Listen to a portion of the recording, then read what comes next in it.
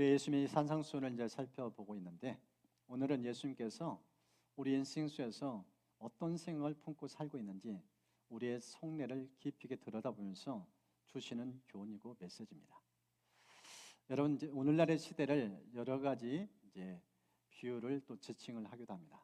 그런데 한 책에는 현대 사회를 이렇게 묘사를 했습니다. 책 제목이 이렇습니다. 도둑맞은 집중력. 이 시대 특징을 딱 한마디 이 단어로 묘사했어요. 무슨 뜻일까요? 사람들이 너무나 생각이 복잡 다단하다는 거예요. 요즘 스마트폰이 대세입니다. 전철을 타나 어딜 가나, 심지어 길을 가면서도 스마트폰을 보면서 우리 일상생활을 합니다. 이 시대의 특징, 그 산물, 문명의 이익이 유익을 얻는 것도 있지만은 이런 걸 통해서 나타난 특징이 무엇인가? 우리 집중력을 빼앗아 간다는 거예요. 대학생을 대상으로 얼마나 집중 있게 사는지 체크를 해봤어요. 근데 대학생들이 뭔가를 집중하는데 어느 정도 집중하는가? 시간을 체크해봤더니요, 한 가지 집중하는데 어느 정도 시간이 소요되는가? 19초 걸린대요. 20초 지나면 벌써 생각이 흐릿해진대요. 집중력이 19초래요, 기껏해야. 그리고 뭔가 일을 하다가 또 새로운 일을 손대는 거, 어느 정도 상황인가?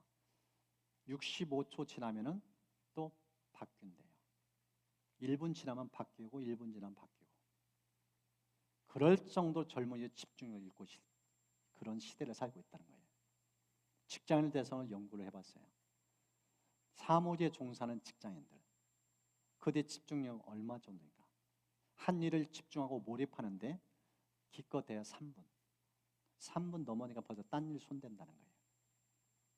그래서 이 시대의 위기는 무엇인가? 집중력을 잃는 위기.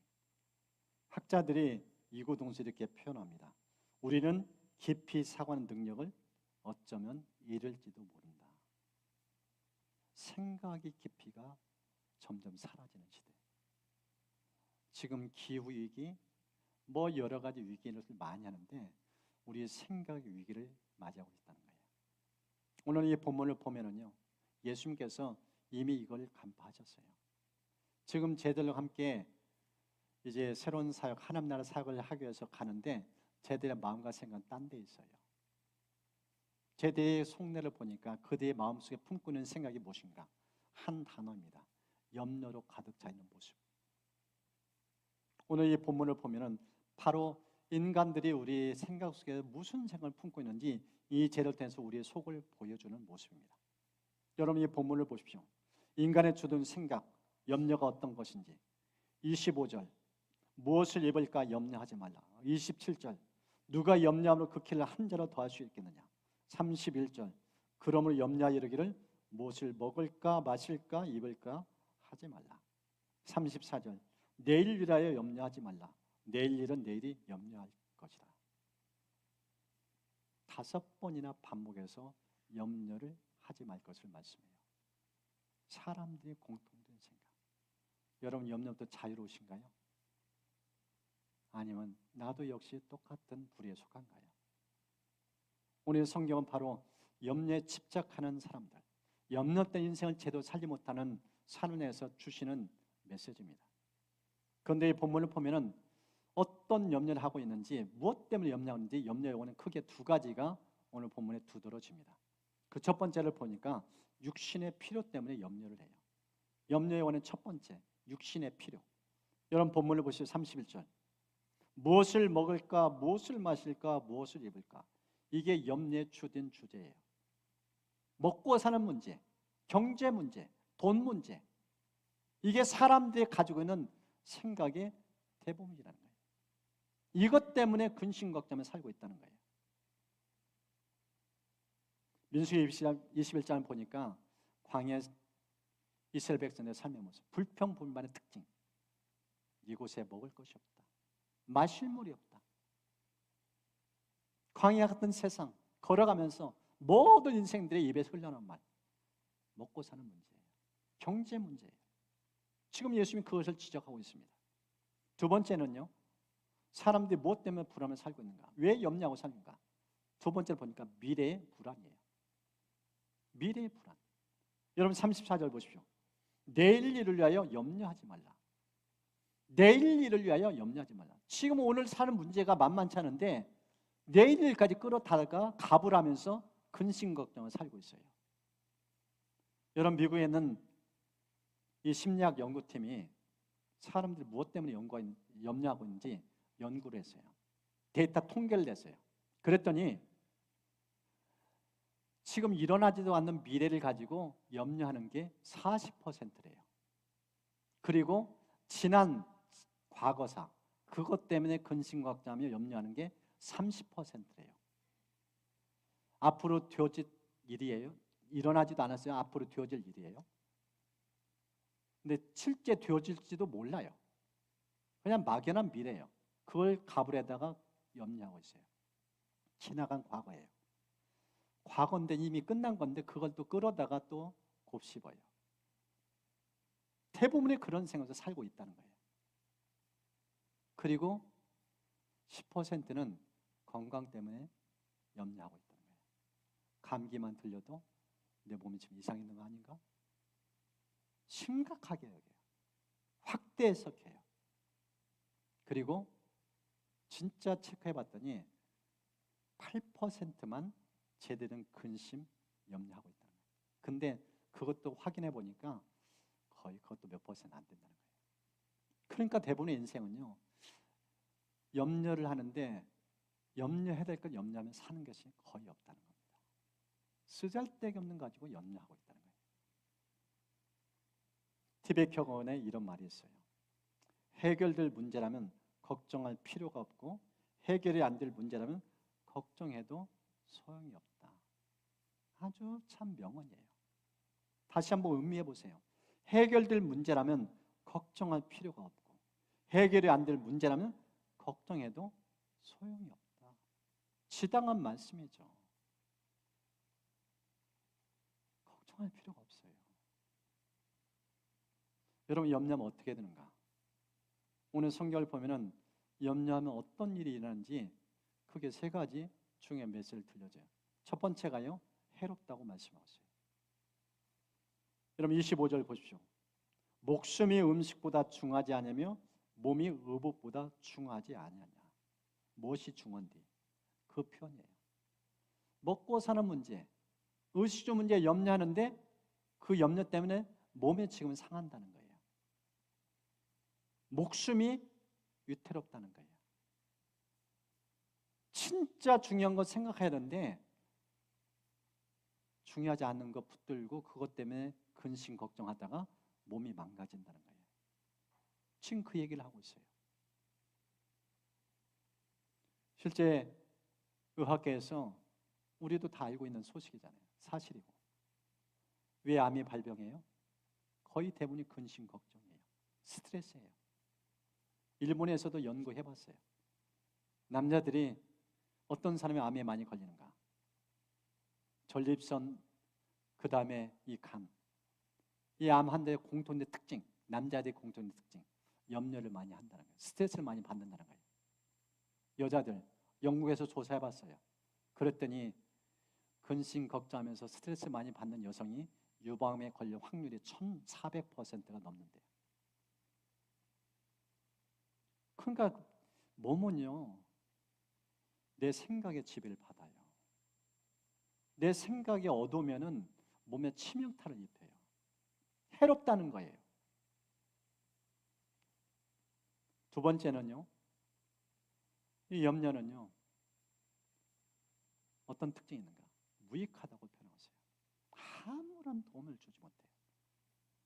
여러분 27절, 오늘 성경을 보면 누가 염려하면 그 키를 한 자로 더할 수 있겠느냐 이랬는데 세 번요 이렇게까지 번역했어요.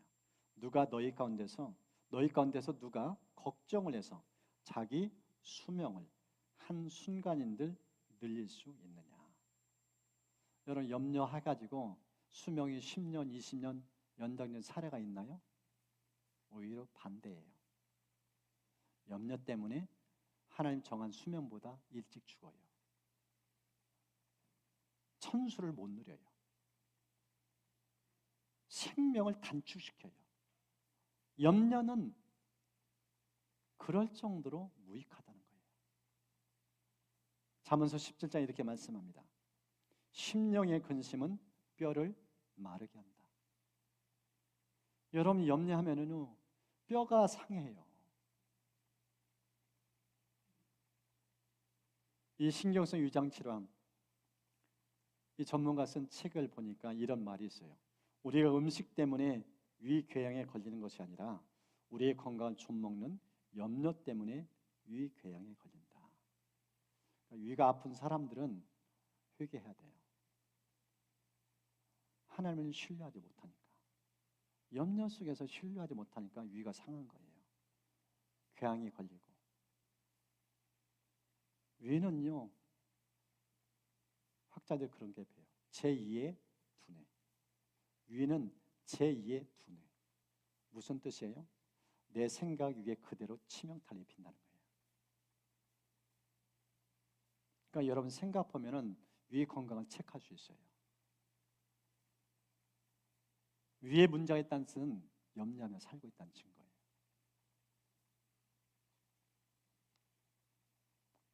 하나님께서 여러분 심령 가운데서 이렇게 해롭고 무익한 이 염려도 좀 자유롭게 되는 은혜를 부어주려 축복합니다. 왜 염려하지 말라고 하는가? 세 번째 이유가 있어요. 그것은 하나님과 교제가 단절되어요. 세 번째 특징은 무엇인가? 염려하면은요 하나님과 교제가 단절되어져요. 제대로 하나님을 못 누려요. 여러분 말씀 보십시오. 30절. 오늘 있다가 내일 아궁에 던지는 들풀도 하나님이 이렇게 입히시거든 하물며 너희일까 보냐. 믿음이 작은 자들아. 내 마음 생각 속에 염려가 가득하면 믿음은 점점 멀어져요. 하나님을 못 누린다는 거예요. 믿음이 작다는 뜻은 뭐냐? 하나님이 풍성한 은혜를 주시기 원하고 하나님의 교제를 마음껏 만끽하도록 그렇게 하나님이 우리에게 은총을 흘려보내기 원하는데 그걸 못 받아 누려요. 그런 그릇이 못 돼요. 왜요? 내 생각이 너무 좁으니까. 근심 걱정에 사로잡히니까.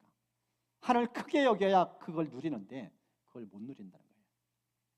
성경은 이렇게까지 말씀합니다. 예수님이 경고하신 말씀이에요. 누가복음 21장. 생활의 염려로 마음이 둔해진다. 생활의 염려가 나타난 특징이 무엇인지 알아요?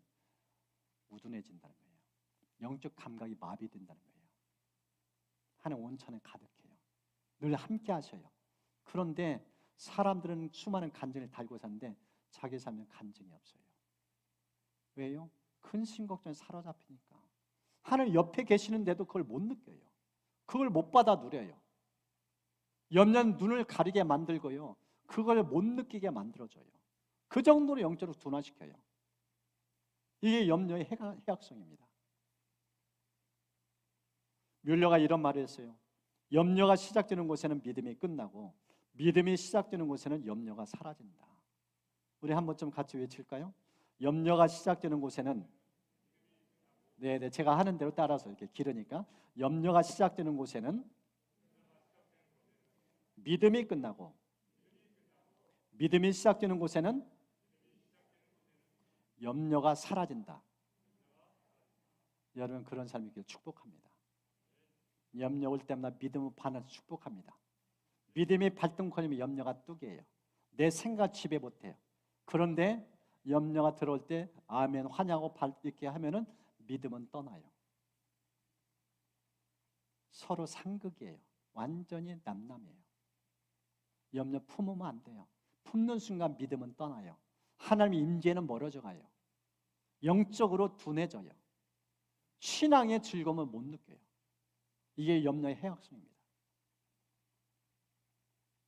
그래서 사람들은 이 염려를 벗어나기 위해서 취하는 태도가 있어요.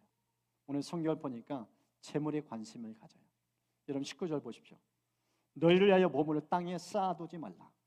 왜 사람들이 재물에 집착하는가? 염려로부터 좀 근심으로서 벗어나려고. 돈 있으면 먹고 사는 문제 괜찮다는 거예요.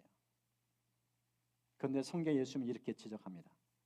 한 사람이 두 주는 섬길 수 못할 것이니 너희가 하나님과 재물을 겸하여 섬기지 못한다. 우리는 두 마리 토끼를 다 잡으려고 해요. 돈도 취하고 하나님도 취하고 근데 성경 예수님은 우리 마음의 보좌에는 오직 딱 한 가지 의자밖에 없다는 거예요. 하나님이냐 돈이냐 선택하라는 거예요. 두 자리의 의자를 두지 않았어요. 오직 하나라고 표현하세요. 성경은 디모데전서 6장에 이렇게 말씀합니다. 그대는 이 세상의 부자들에게 명령하여 교만해지지도 말고 덧없는 재물에 소망을 두지도 말고 오직 우리에게 모든 것을 풍성히 주셔서 즐기게 하시는 하나님께 소망을 두라고 하십시오. 말씀 보십시오. 재물은 덧없다고 표현하세요. 돌고 도는 게 돈이에요. 돈은 내 인생의 주인 아니에요. 남의 것이에요. 그래서 후이주사 풍성하게 누리게 하시는 하나님께 소망 두고 살라. 이게 진짜 믿음이라는 겁니다. 여러분 이런 믿음 소유하시기를 주의 이름 축복합니다. 이제 어떻게 염려에서 벗어난가? 세 가지 같이 나누는 그 첫 번째 두뇌입니다. 생각의 전환이 필요해요. 생각의 전환이 필요해요. 여러분 28절 보십시오. 또 너희가 어찌 의복을 위하여 염려하느냐? 들의 백합화가 어떻게 자라는가? 생각하여 보라. 수고도 아니하고 길쌈도 아니하느니라. 여러분 염려는 쓰잘데없는 거 품는 거예요. 그래서 예수님이 생각을 바꿀 것을 말씀하면서 들의 백합화 좀 가서 구경하래요. 그걸 보면 생각하래요. 지금 이 백합화가 누가 돌보시는가? 그걸 좀 깨달으라고 표현하죠. 생각이 미치지 못하니까 염려 집착에 살고 있다는 거예요. 불면증에 시달린다는 거예요. 그것에서 벗어나는 길은 무엇인가? 자연 좀 가라. 좀 들판에 나가봐라. 하나님께서 지으신 이 피조세계 하나님 어떻게 이 피조물을 먹이시고 입히시는지 그것 좀 보고 깨달아라. 그 생각을 좀 품어라. 그 메시지를 좀 들려줍니다. 이 말씀을 준비하는데 참 한 미국에 있는 젊은이에 대한 일화인데 아주 인상 깊었어요. 대학을 졸업하고 직장 갔는데 직장에서 자그마치 7번을 해고당했어요. 오래 못 버텨요. 인정을 못 받아요. 유능한 인재가 아닌 거예요. 우리 회사에 쓸모없는 존재. 심지어 3번째 해고당할 때는 이 직장인 상사가 아주 쓴소리를 했어요. 내가 지금까지 만나본 직장인 가운데 너처럼 우둔한 사람 처음이다. 너는 어딜 가도 인정 못 받을 거다.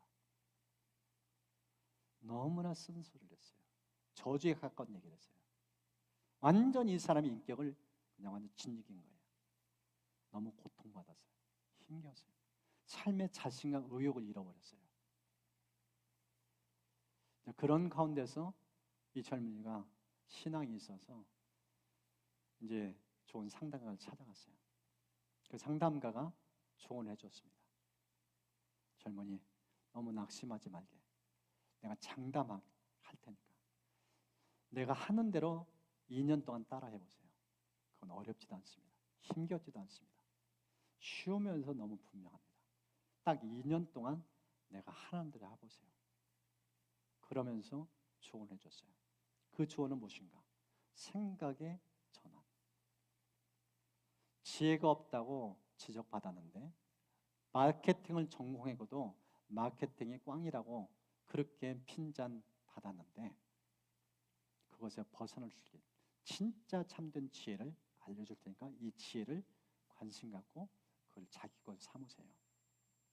성경에 보면은 솔로몬 그가 지혜가 없을 때 하나님께 지혜를 구해서 하나님께서 주신 지혜를 가지고 글을 썼는데 그게 잠언서예요. 잠언서는 하루에 한 장씩 묵상할 수 있도록 하나님께서 선물을 주셨어요. 한 달에 어떤 날은 31일, 어떤 날은 30일인데 30일 날릴 때는 31장까지 2장을 읽으면 돼요. 그런데 읽을 때 반드시 노트를 준비해서 그날 하나님께서 어떤 지혜를 주시는지 그것을 반드시 노트에 적으세요. 그리고 주신 그 교훈 그것을 마음에 품고 그대로 실천하세요. 이렇게 조언을 해줬어요. 그런데 이 젊은이가 놀라운 변화가 일어났어요. 이 상담가 2년을 약정을 하고 당신이 타고난 경력이 될 것이라 확신하면서 그렇게 용기를 북돋았는데 이 사람이 1년만 맡겨줬어요. 잠언서를 묵상하고 매일마다 그걸 실천하면서 1년 만에 사람 확 달라졌어요. 어떻게 달라졌는가?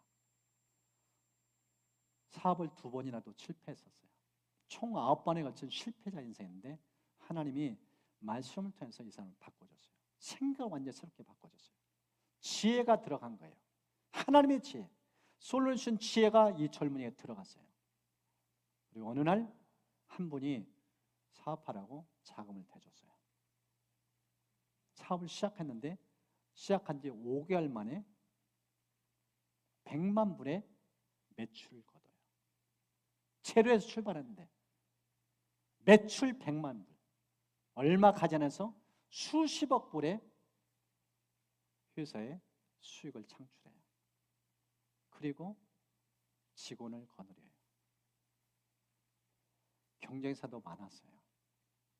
그런데 150명이 넘는 기업에 경제하는데 이 회사는 직원이 5명인데 이 150명 넘는 이 회사가 이 5명이 되는 이 회사를 따라잡을 수가 없어요. 탁월해요.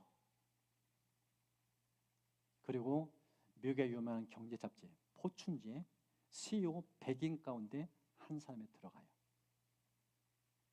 생각을 바꾸니까, 하나님의 지혜가 들어가니까 탁월한 경영자가 되어져요. 이런 경제는 이 사람을 능가할 사람이 없대요. 그럴 정도로 탁월한 사람이 된 거예요. 여러분, 생각 바꾸는 것은 하나님 말씀이에요. 왜 방학 동안 암송하더란가? 하나님 지혜를 여러분에게 선물로 주시기 위한 거예요. 말씀 암송하면은요, 하나님 지혜가 여러분에게 흘러가요. 제가 얼마 전에 한 목회자의 간증을 들었는데 이 교회는 특징이 무엇인가? 아이들에게 말씀 암송시켜요. 천절을 암송시킨대요. 천절을 암송하면 아이들의 사고가 두뇌 확 바뀐대요. 심지어 학교에까지 소문이 났어요. 교회도 안 다니는데 애들이 성경 말씀 암송하기 시작했대요. 그 반의 공부 꼴찌가 반에서 상위 랭크에 딱 올라가는 걸 보면서 충격을 받은 거예요. 이 교회는 사교육을 안 해요. 오직 암송만 시켜요. 그런데 하나님이 이 교회 아이들에게 지혜를 부어주셔요. 탁월한 성적을 거두게 만들어줘요. 학원 안 다니는데도 세상 아이들과 비교하는데 뒤지지가 않아요. 여러분, 말씀에는 능력이 있어요. 지혜가 임해요. 하나님의 통치가 임해요. 지금 예수님이 하신 말씀이 바로 그거예요. 말씀을 품으라. 생각을 바꾸는 것. 여러분, 골로새서 보십시오. 이런 말씀이 있습니다. 3장 16절. 그리스도의 말씀이 여러분 가운데 풍성히 살아있게 하십시오. 온갖 지혜로 서로 가르치고 권고하십시오. 감사한 마음으로 시와 찬미와 신령한 노래로 여러분 하나님께 마음을 다하여 찬양하십시오. 여러분, 말씀이 들어가면 인생이 즐거워져요. 기쁨이 가득해져요. 남을 가르칠 수 있는 수준까지 되어져요. 그래서 말씀으로 충만케 하라고 말씀하고 있어요. 풍성한 삶의 비결은 무엇인가? 진리의 말씀을 내 뇌리에 새기는 거예요. 달라져요. 변화가 생겨요. 하나님 말씀을 사모하면서 여러분, 그 젊은이의 지혜를 조언해 준 그대로 여러분 매일마다 잠언 묵상해 보세요. 한 장씩 묵상하면서 그날 주신 말씀을 실천해 보세요. 1년 동안 어떤 변화가 일어난지 놀라운 역사가 일어납니다. 하나님 말씀은 살았고 운정력이 있어요. 두 번째는요, 오늘 본문을 보는 시선에서 말씀합니다. 첫 번째는 이 두뇌, 두 번째는 시선. 위를 보라고 말씀하고 있어요. 여러분, 본문 보십시오. 22절, 23절. 눈은 몸의 등불이다. 눈이 성하면 온몸이 밝고 눈이 나쁘면 온몸이 어두워진다. 우리 인생을 밝게 사는 비결은 무엇인가? 눈이 뜨여져야 된다는 거예요. 눈이 열려야 된다는 거예요. 26절 이렇게 말씀합니다. 우리 26절 함께 읽겠습니다. 공중에 새를 보라. 심지도 않고 거두지도 않고 창고에 모아 들이지도 아니하되 너희 하늘 아버지께서 기르시나니 너희는 이것들보다 귀하지 아니하냐.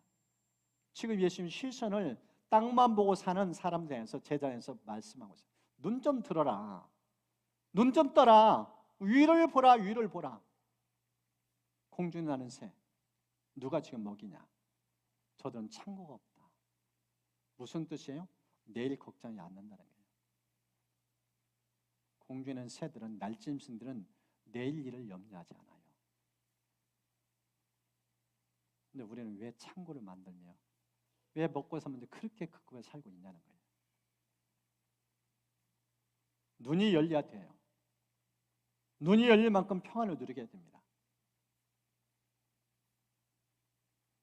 지난 목요일 날 시편 19편 묵상하다가 참 다윗을 통해서 아주 깊은 인상을 받았어요.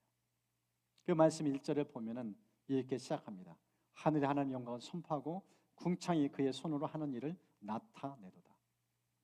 하나님이 지으신 피조세계의 눈을 열어요. 그걸 보면서 묵상을 해요. 그러면서 이 피조세계가 저렇게 움직이는 것은 하나님의 말씀을 통해서 움직이고 있다. 그래서 말씀이 꿀보다 달다. 말씀의 그 진가가 얼마나 강력한지 그 말씀에 대해서 거기서 글로 적어요. 그런 다음 후반부에 보면은 갑자기 다윗이 기도가 나와요. 그 자연세계 피조물을 보면서 하나님, 제가 고범죄를 짓지 않도록, 고의로 죄를 짓지 않도록. 그러면서 그가 마지막 이런 기도를 올려드립니다. 나의 반석이 되시고 나의 구원자가 되시는 여호와여, 내 입의 말과 내 마음의 생각이 주가 보시기도 기뻐할 만한 것이 되게 하소서. 지금 자기 생각을 놓고 기도해요. 자기 입에 말을 놓고 기도해요. 왜 이런 기도를 드렸을까요?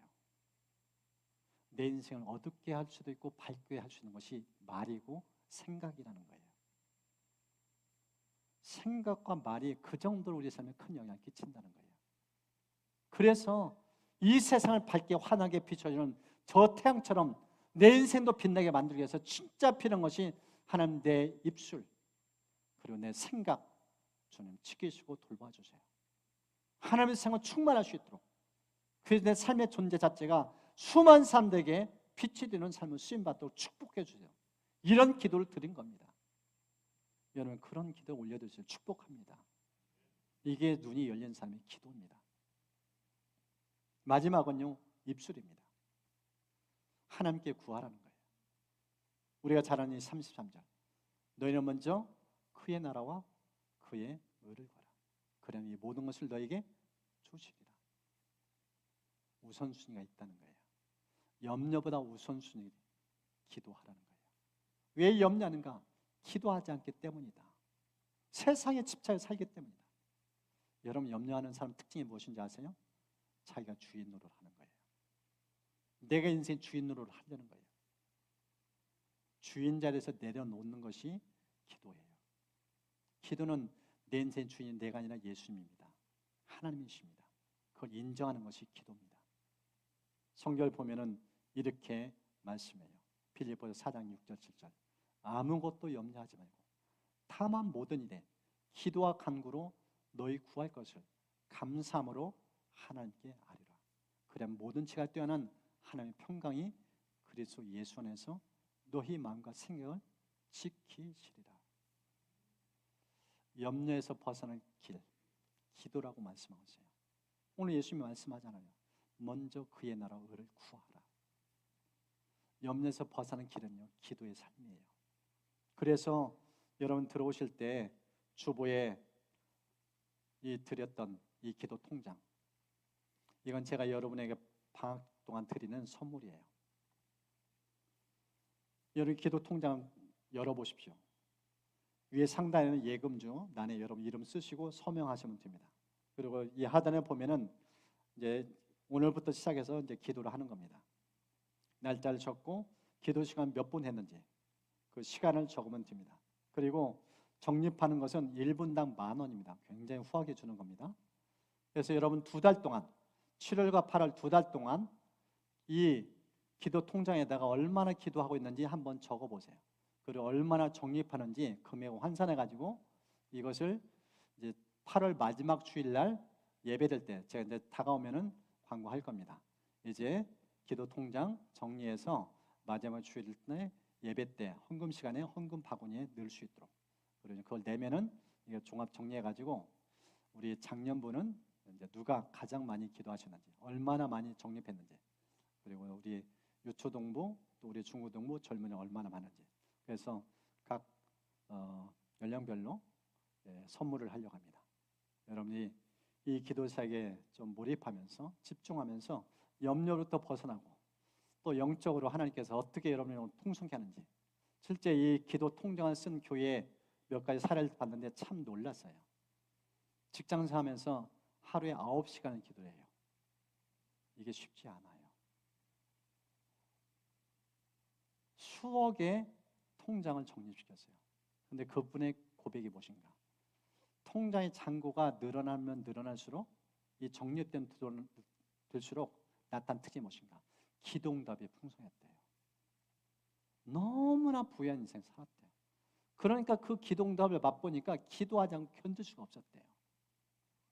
자고 일어나서 가장 먼저 기도하고 일상의 그 틈나는 시간들마다 기도하고 기도로 일관된 인생.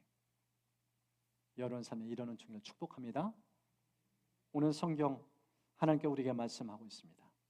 인생 대부분의 생각은 염려예요. 그런데 염려한들 우리 몸에 해쳐요. 무익해요. 하나님과 교제도 단절되어요. 그래서 주님이 우리에게 말씀을 하고 있어요. 우리의 생각을 좀 바꾸라. 염려에서 벗어나도 하나님의 말씀을 좀 가슴에 담아라. 그리고 시선 위를 바라보라. 그리고 입을 열어 하나님께 기도하라. 그럼 완전히 염려도 자유로운다. 이제 좀 찬양하면서 좀 기도를 하려고 합니다.